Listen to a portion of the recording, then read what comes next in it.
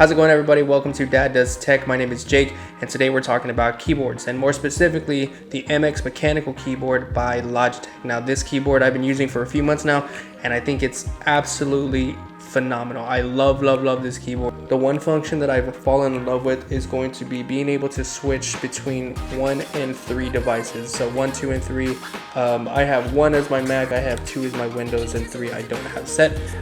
But I use this very frequently because I do use it for both my Windows setup back here, and I do use it for my Mac setup as well. So I think this is a very key feature that made me fall in love with the keyboard, and I use it every single day. I was anticipating some lag between, switching from 1 to 2 or vice versa, and there wasn't. As soon as I click 1 for my iMac, I can type very quickly, and then boom, hit number 2, and I'm able to type just as quickly on the Windows desktops. The other thing that I wanted to note is just the sheer size of it. The one with the keypad, the full version or the standard version, is about a little over 17 inches, and then the MX mechanical mini is right around 12 inches. So I went with the standard MX mechanical keyboard that has the keypad as well, just because I do things daily with a lot of numbers, and so I like to have that option available. Now, if you don't, there is a mechanical mini version for $149.99, $20 less than the $169.99 for the standard version, that you can take a look at as well. All of these are offered in their 3 different styles of keystroke, which is going to be tactile, quiet, linear, and click. I personally went with the tactile quiet because it was my first mechanical keyboard, so I think that kind of weighs in on what you might get, but I would take it into consideration regardless.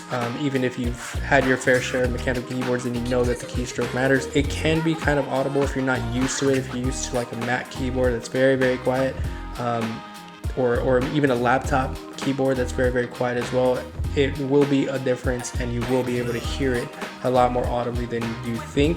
Even though it's a tactile quiet version, in comparison to the other styles, it is a lot quieter, and I'll add some audio here.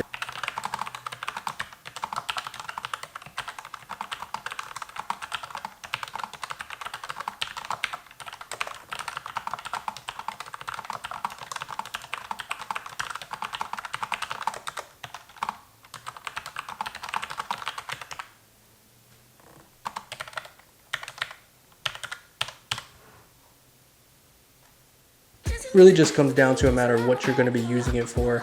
If you're looking for more of a visual effect, then I would take a look at your actual desk setup. I have a long 6-foot desk that works for me, so the keypad wasn't really an issue in terms of size, but I also did it from more of a practical perspective, or for practical use, where I use the keyboard and keypad very often. So I think it's a great option for even the everyday user. I think it's something that's definitely worth it.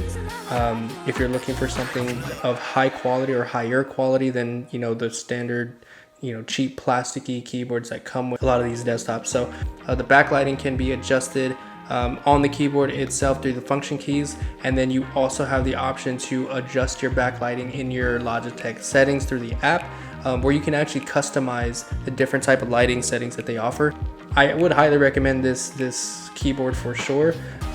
Again, I've been using it for about 3 months now and have had very little complaints about it at all. Keep that in mind.